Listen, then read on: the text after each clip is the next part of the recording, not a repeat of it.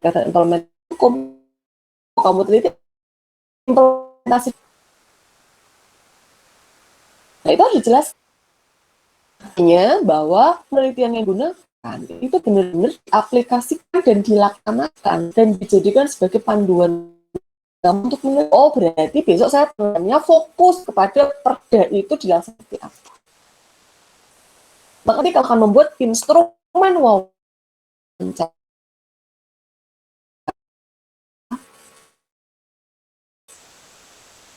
atau daftar pertanyaan perda itu dilaksanakan. Apa saja yang membuat perda itu kok diabaikan oleh masyarakat, orang nggak peduli, kayak gitu loh.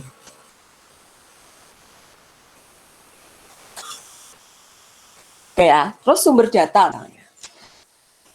Lokus penelitian dulu deh misalnya. Lokasi penelitian yang dipilih adalah misalnya, tapi penelitian tidak suatu hal yang wajib ya, karena ada juga yang penelitiannya itu tidak selalu di lapangan, tidak selalu di institusi, tidak selalu di kota, kabupaten, atau lembaga tertentu. Banyak penelitian-penelitian yang sifatnya normatif atau doktrinal. Maka tidak ada lokasi penelitian kalau itu. Gitu ya. Alasan pemilihan lokasi penelitian harus dijelaskan. Jangan alasannya alasan yang pragmatis. Harus alasan yang ilmiah. Misalnya, karena itu di desa saya. Karena itu dekat dengan rumah saya. Misalnya. Itu nggak bukan alasan yang akademis. Ya udah jelas.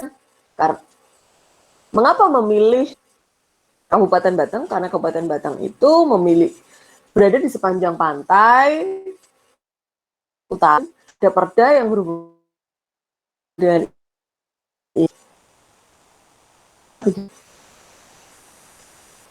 harus bisa memberikan perda. Saya ini prim data misalnya. Gimana saya data primernya apa saya?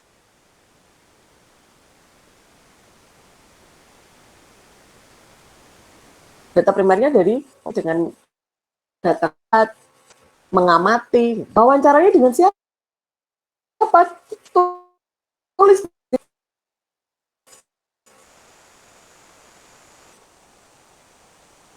Kabupaten Batang misalnya. Para penjual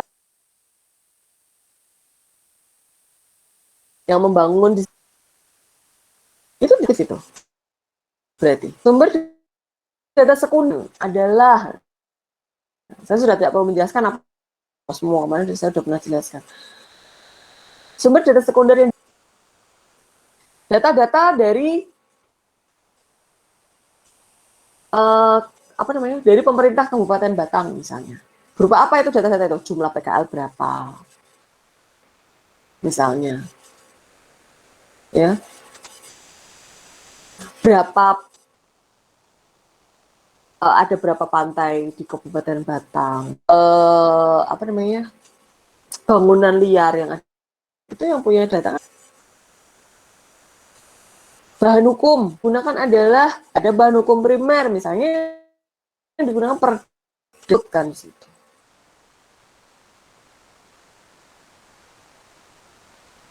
Dituliskan secara runtut. Itu apa harus berdata sekunder bahan hukum. Habis ya itu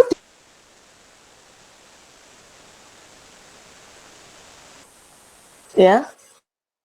Habis itu tentang teknik pengumpulan data. Wawancara yang kamu gunakan, wawancara itu modelnya struktur, ada terstruktur dalam, untuk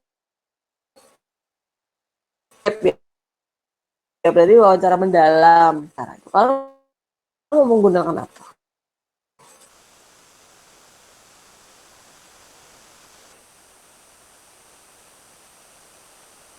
Observasi apa? observe dengan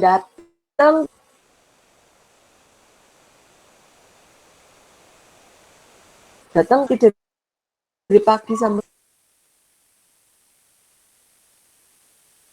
atau satpol pp-nya sekian misalnya. Datang aja sih mereka itu terjadi penertiban, apakah mereka lari, apakah para satpol pp itu melakukan pengurus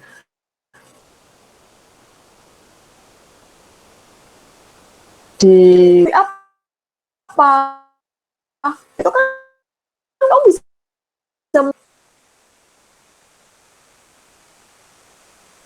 dan sebenarnya kita analisis data yang kamu gunakan analisis preskriptif, analisis deskriptif,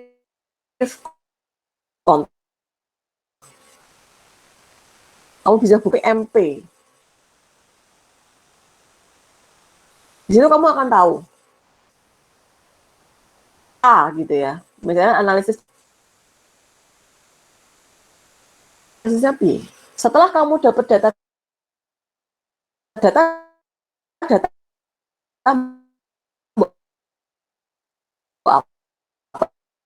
atau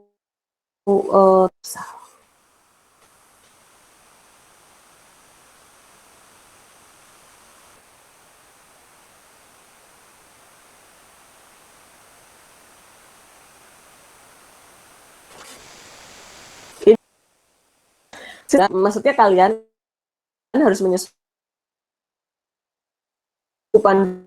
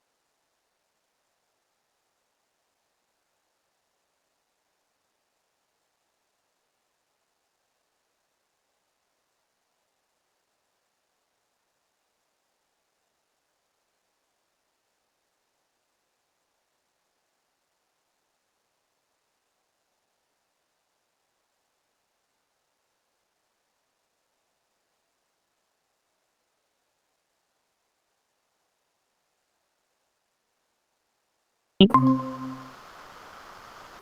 oke.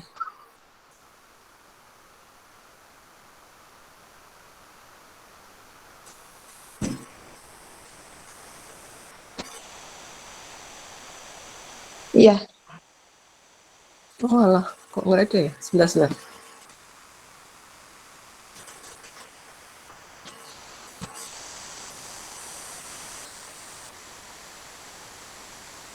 Oke, jadi pertama adalah judul ya. Kemudian latar belakang. Nah, latar belakang itu isinya apa? Latar belakang itu isinya penjelasan awal, bukan penjelasan sih, gambaran atau deskripsi ya, yang menggambarkan tentang realitas yang akan kalian teliti dan idealitas dari idealitas tentang nilai atau norma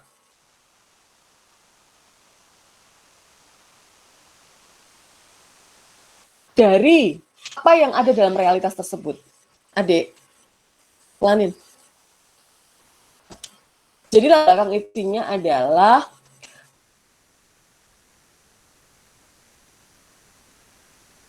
ya.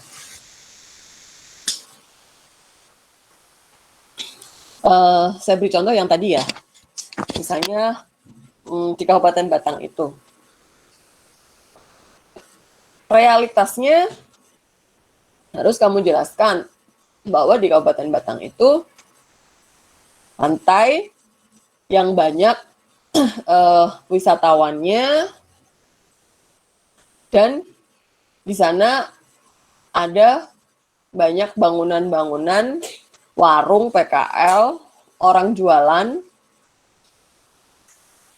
Kemudian ada aturan perdanya, ya ini idealitasnya ya atau normanya. Ada aturan perda yang menyatakan bahwa ada larangan pembangunan di sepanjang pantai. Gitu.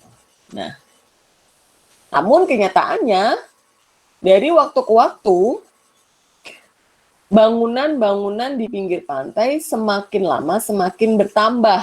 Harus gunakan data awal. Dalam latar belakang itu yang harus ada adalah satu, realitas. Dua, norma. Atau saya bilang dasolennya. Ya. Tiga, harus ada data awal. Data awal ini adalah data yang data yang kalian sajikan untuk meyakinkan bahwa ini loh di sini itu dari tahun ke tahun itu ada pelanggaran terhadap pembangunan bangunan-bangunan liar gitu. Meskipun nanti bisa jadi terbantahkan setelah penelitian. Atau data-data itu berubah, boleh-boleh saja. Makanya kenapa ada pre-riset. Pre-riset itu perlu. Ketika kalian punya ide atau gagasan, kemudian kalian tertarik, maka sebaiknya kalian melakukan pengayaan terhadap ide dan gagasan itu. Dengan cara apa? Ya memperbanyak bacaan dan bertanya. Misalnya kebetulan kalian punya akses ke pemuda, ngobrol, kalian punya akses ke pengadilan, kalian punya akses ke perusahaan, kalian punya akses ke masyarakat situ, ngobrol, oh ternyata gini ya. Itu pre-riset. Ya. Agar kalian tidak berangkat dari nol. Penelitian itu tidak boleh berangkat dari nol. Minimal harus berangkat dari penelitian orang lain yang pernah dilakukan. Makanya perlu nyari literatur review adalah itu. Itulah latar belakang. Jadi latar belakang itu isinya harus fokus kepada apa yang mau kita teliti. Adanya ketidakseimbangan atau ketidaksinkronan antara desain dan dasolen. Ya. Misalnya kayak otorita IKN gitu ya. Ini kan hal baru ya, kepala otorita IKN itu hal yang baru. Karena di dalam undang-undang pemerintah daerah kita yang dikenal adalah kepala daerah, gitu kan ya. Ada kepala daerah provinsi, ada kepala daerah kabupaten, kota. Ini kok ada kepala daerah, ini kok ada kepala otorita yang punya kewenangannya sama dengan kepala daerah. Nah itu. Ada nggak tuh norma di sini antara undang-undang tentang pemerintah daerah dengan undang-undang IKN? Bagaimana dengan konstitusinya? Mau melihat sinkronisasinya. Di konstitusinya ada tuh di pasal 18 kalau nggak salah tentang pemerintah daerah itu. Nah, berarti ada problem di situ. Jangan sampai pemerintah membuat satu kebijakan misalnya yang menabrak aturan-aturan yang ada di atasnya misalnya, ada yang ada malah nanti bisa di judicial review kan dan dibatalkan gitu misalnya ya ini contoh saja karena memang otorita IKN kan hal yang baru. Jadi latar belakang tuh isinya itu, latar belakang itu Bu definisi boleh nggak? Boleh, definisi boleh sebatas yang memang mau diteliti itu gitu. Jangan terlalu melebar kemana-mana. Makanya tadi yang saya bilang, fokus studi itu penting. Fokus studi itu penting. Kayak kemarin yang saya sampaikan ya di perkuliahan sebelumnya tentang misalnya budaya hukum poligami siri PNS. Fokus studinya di mana? Budaya hukum sebenarnya. Ya. Maka jelaskanlah budaya hukum adalah bla bla bla boleh. Poligami siri yang dimaksud di sini adalah bla bla bla boleh jelaskan. PNS yang dimaksud di sini adalah berdasarkan undang-undang ini adalah boleh. Tapi pertautan antara norma dan realitasnya, kemudian terjadinya ketidaksinkronan, ketidakseimbangan itu yang harus kalian kedepankan dalam latar belakang. Sehingga muncullah rumusan masalah, sehingga muncul problem riset. Kalian tuangkan dalam bentuk rumusan masalah. Nah, rumusan masalah inilah yang akan dibahas. Sehingga tujuan penelitian, ya, ini yang poin keempat, tujuan penelitian harus disesuaikan dengan rumusan masalah. Kalau rumusan masalahnya mempertanyakan tentang bagaimana implementasi hukum, maka tujuan penelitiannya ya untuk mengetahui implementasi hukum dalam hal apa, misalnya. Kalau rumusan masalahnya adalah bagaimana kedudukan kepala otorita IKN dalam sistem pemerintahan di Indonesia, maka tujuan penelitiannya adalah untuk mengetahui kedudukan kepala otorita IKN. Gitu. Makanya rumusan masalah dan tujuan penelitian itu harus sama. Kalau rumusan masalahnya ada dua, ya tujuannya ada dua. Tujuannya adalah menjawab rumusan masalah, mengetahui, menganalisis, kan gitu. Manfaat sekarang, ya, manfaat penelitian atau kegunaan penelitian. Suatu riset, sekelas skripsi sekalipun, itu harus membawa faedah, harus berkontribusi terhadap perkembangan hukum, terhadap penyelesaian problem-problem hukum. Harus berkontribusi. Maka harus jelas manfaat. Penelitian ini bermanfaat untuk siapa? Sasarannya itu siapa? Misalnya. Ya, kalau misalnya kayak tadi, pendirian bangunan liar.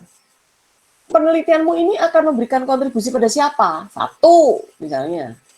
Kepada Pemda. Nih loh, Pemda tak kasih tahu bahwa masyarakat yang bangun bangunan itu nggak peduli dengan adanya perdamu, misalnya. Terus kamu tuh harus berbenah dong, gitu loh. Intinya gitulah. Bahasa gaulnya begitu.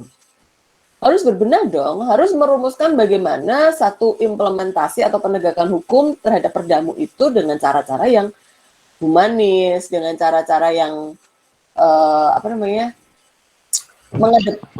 mengedepankan kepada aspirasi masyarakat, tapi juga melihat pada aspek pengembangan pariwisata, pengembangan perekonomian masyarakat sekitar, tapi juga ketertiban dan seterusnya. Manfaat penelitian untuk siapa misalnya? Untuk para penjual yang membangun bangunan di situ. menjelaskan bahwa ini bangunannya itu liar, bisa kena sanksi seperti ini. Untuk membangun bagaimana perilaku mentaati hukum misalnya. Itu manfaat dari penggunaan penelitian. Ya, atau bahkan untuk masyarakat pada umumnya. Artinya bukan hanya mereka saja, masyarakat pada umumnya juga bisa. Ya, jadi artinya penelitian itu harus menjangkau masa yang akan datang dengan tujuan adanya perubahan ke arah yang lebih baik. Selanjutnya yang keenam adalah tinjauan pustaka. Tinjauan pustaka itu sama dengan literatur review kemarin. Ya.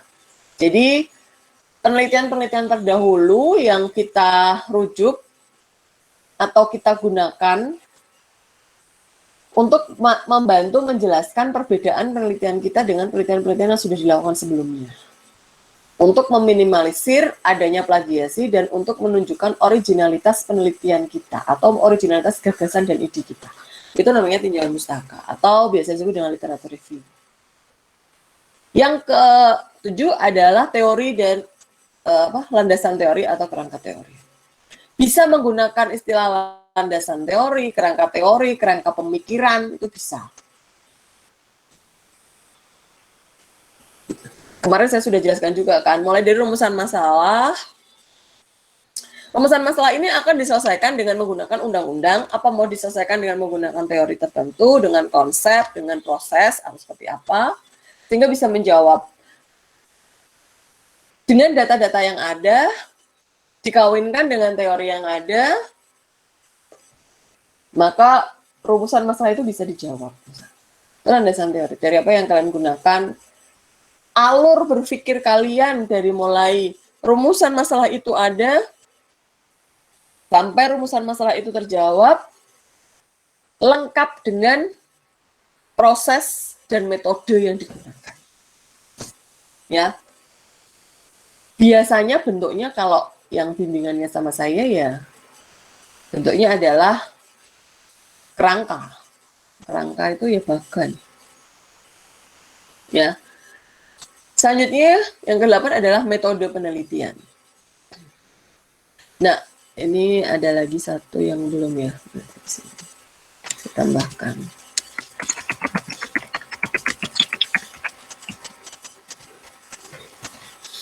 Metode penelitian. Tadi sudah saya jelaskan juga. Mulai dari jenis penelitiannya apa, misalnya ya.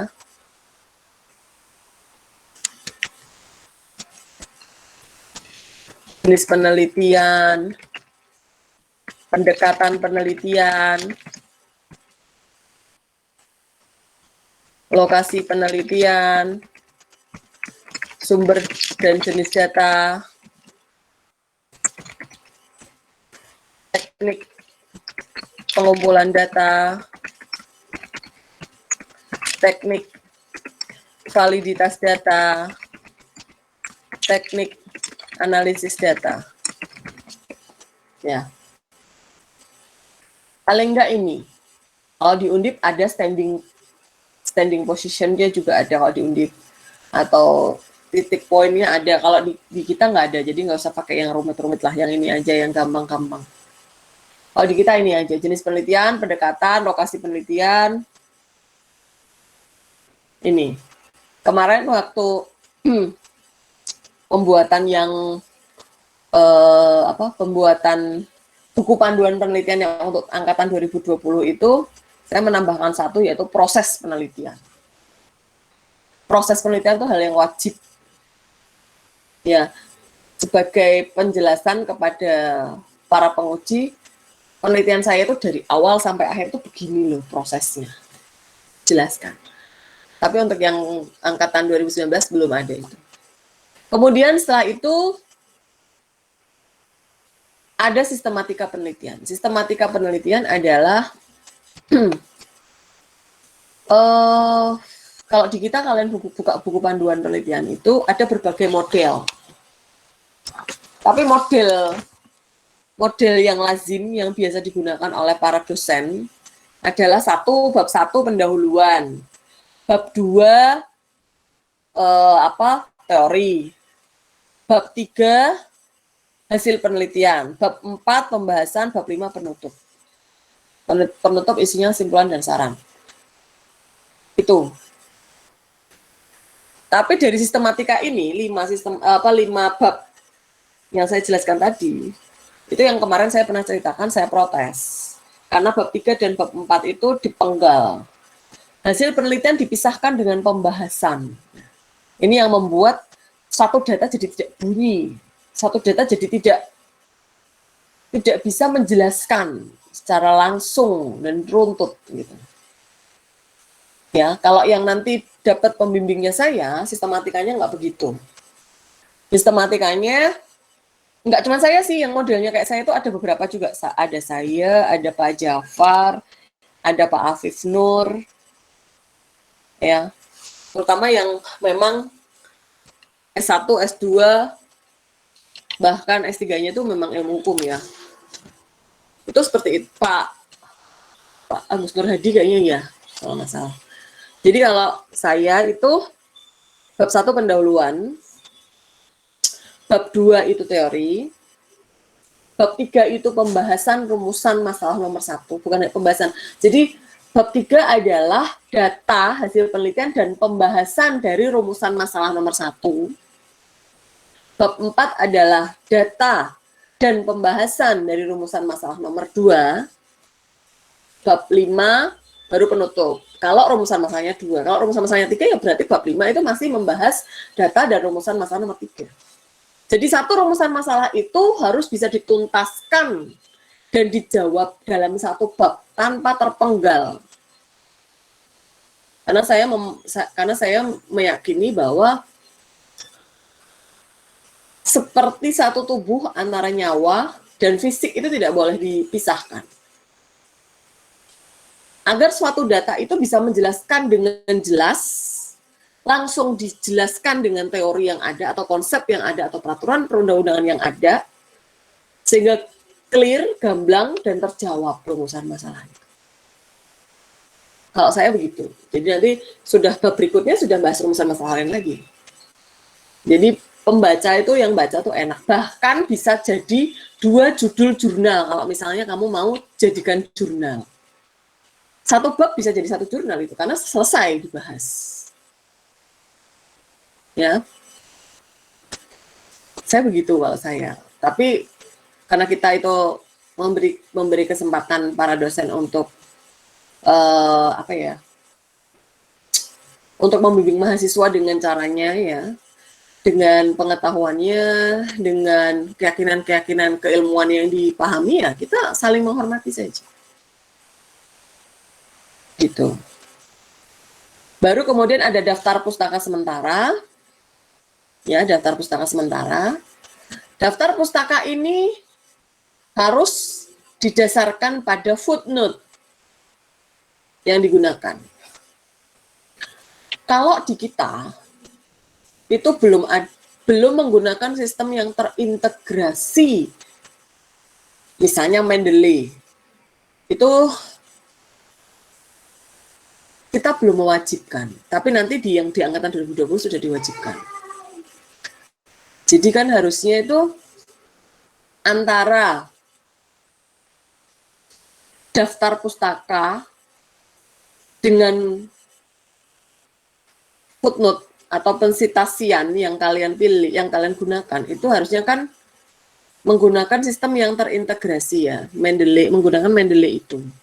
Sehingga otomatis yang kalian footnotekan itu akan masuk ke daftar pustaka, otomatis itu kalau kita menggunakan Mendeley.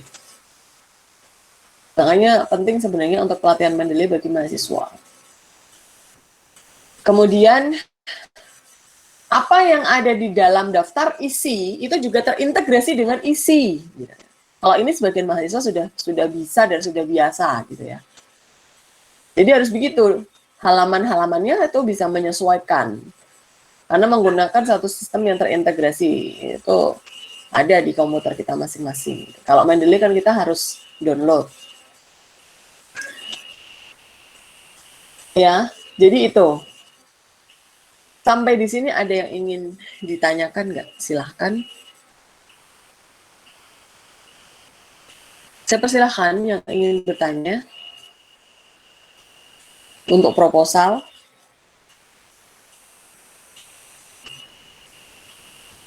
Sepertinya materi sudah selesai.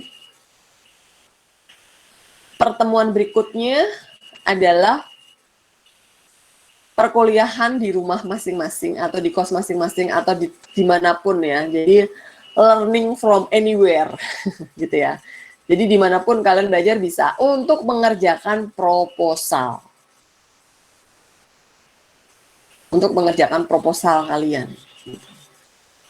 Nanti batas pengumpulan proposal di kalender akademik itu tanggal berapa sih ujian semesteran?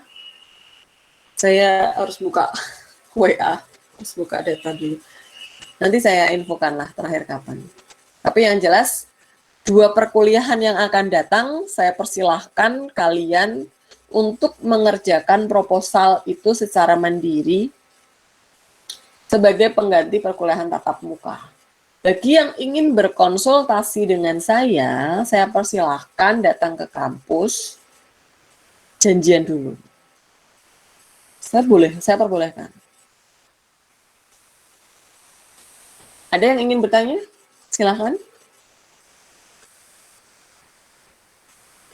Bagaimana teknik menulis, bagaimana membuat footnote di buku panduan ada. Ikuti buku panduan. Bagaimana cara menulis daftar pustaka di buku panduan juga ada. Bagaimana cara membuat paragraf di buku panduan ada. Bagaimana cara penomoran itu penting ya.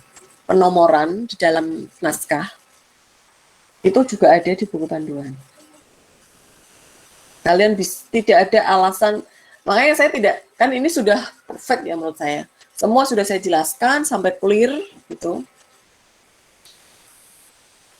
Buku panduan juga sudah saya berikan. Kalau masih ada yang salah dalam menulis footnote, kalau masih ada yang salah dalam menulis daftar pustaka, masih ada yang salah dalam menulis paragraf. Nah, terakhir yang ingin saya sampaikan adalah dalam membuat kalimat yang nanti akan menjadi paragraf, biasakan menggunakan bahasa baku satu. Bahasa baku satu. 2.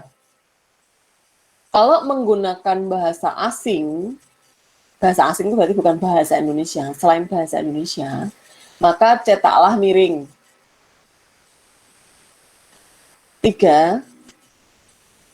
Hati-hati dalam menuliskan kalimat, karena kalimat yang digunakan harus kalimat efektif. Kalimat yang baik itu diawali dengan subjek, predikat, objek, keterangan. Maka biasakan menggunakan panduan itu. Jangan sekali-kali konjungsi di depan. Jangan sekali-kali konjungsi itu di depan. Konjungsi itu kalimat, kata penghubung. Biasa yang sering digunakan kata penghubung yang di depan adalah di depan itu. Awal kalimat. Ya, di dalam undang-undang nomor sekian, itu biasa banget nih, kebiasaan mahasiswa, itu bisa diubah. Bagaimana diubahnya? Undang-undang nomor sekian tahun sekian tentang ini menjelaskan bahwa, nah itu kan jelas. Subjeknya adalah undang-undang, predikatnya adalah menjelaskan. Seringnya gitu kalian itu. Seringnya mahasiswa itu seperti itu. Kata-kata di itu mesti di awal. Dengan itu juga di awal. Ya, dengan itu juga di awal. Ya, itu kalian harus membiasakan itu. Ya memang sebenarnya tiap dosen beda-beda ya, nggak sekiri saya gitu ya. Tapi alangkah baiknya kalau sudah membiasakan menulis seperti itu. Apalagi nanti kalau kalian pengen kuliah S2 kan menjadi jurnalis. Ya kalau bahasa jurnalis beda lagi ya. Bahasanya adalah bahasa komunikatif ya.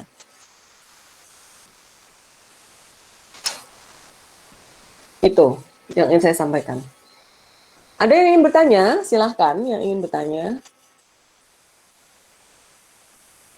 Cukup paham ya? Bu ingin bertanya tentang format proposal, apakah sama dengan skripsi yang A5 itu Bu, ukuran kertasnya gitu-gitu. Kayaknya pakai A4 ya biasanya. Kalau sudah berbentuk skripsi baru A5. Kalau itu kan format buku ya, terkecil gitu kan. A4 nggak apa-apa Mbak, masih lazim menggunakan A4. Nah kalau nanti kan proposal, kalau sudah di ACC, judul, dapat pembimbing, kemudian kalian masuk ke bab, nah baru itu formatnya nanti A5. Biar kalian tidak terlalu repot di akhir nanti ketika harus mengganti format. Dosen tidak terlalu memusingkan itu, tapi alangkah lebih baiknya kalau kita memang sudah biasa menertibkan diri dari awal. Bahkan sampai ujian munakosa juga mayoritas masih banyak yang A4. Tidak A5 dalam format buku seperti itu. Itu Mbak Fiska. Baik, terima kasih Bu. Silakan, ada lagi yang ingin bertanya? Bisa ya, dieksekusi ya. Bisa segera dibuat, cukup memahamkan kan yang saya sampaikan. Kalau memang sudah clear, kita tutup perkuliahannya. Kalau tidak ada lagi pertanyaan. Oke, kalau nggak ada, mari kita tutup bersama dengan bacaan hamdalah. Alhamdulillahirrahmanirrahim. Terima kasih atas kehadiran anak-anakku sekalian. Tetap semangat bikin skripsi. Kalau bisa, semuanya saja lulus semester 7, biar akreditasi kita bisa up gitu ya, jadi unggul. Karena memang kalau mau unggul itu lulusnya yang paling baik adalah semester 8 semester gitu. Jadi lebih dari itu tuh bisa menurunkan akreditasi kita. Gitu. Jadi kalau bisa lulus semester 7, semester 8, semester 9 itu sangat bagus. Yang paling ideal adalah itu. Gitu. Kemarin-kemarin sih kita sudah 50% lebih sih. 50 lebih ya. Antara 50-an maksud saya. Itu yang sudah bisa lulus di semester 8. Harapan saya kalian kalau bisa 90% gitu. Bukan saya ngusir kalian dari IA ya. Tapi lebih cepat, lebih baik dengan kualitas yang baik. Itu harapan saya bisanya hanya menyemangati, kembali lagi, semua ada di tangan kalian, cepat tidaknya studi kalian, lulus tidaknya studi kalian, kualitas tidaknya studi kalian adalah di tangan kalian sendiri. Itu saja, kita alhamdulillahirrahmanirrahim. Saya akhiri ya. Assalamualaikum warahmatullahi wabarakatuh. Waalaikumsalam warahmatullahi wabarakatuh. Terima kasih semuanya.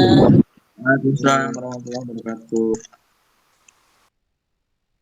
Waalaikumsalam. Waalaikumsalam warahmatullahi wabarakatuh.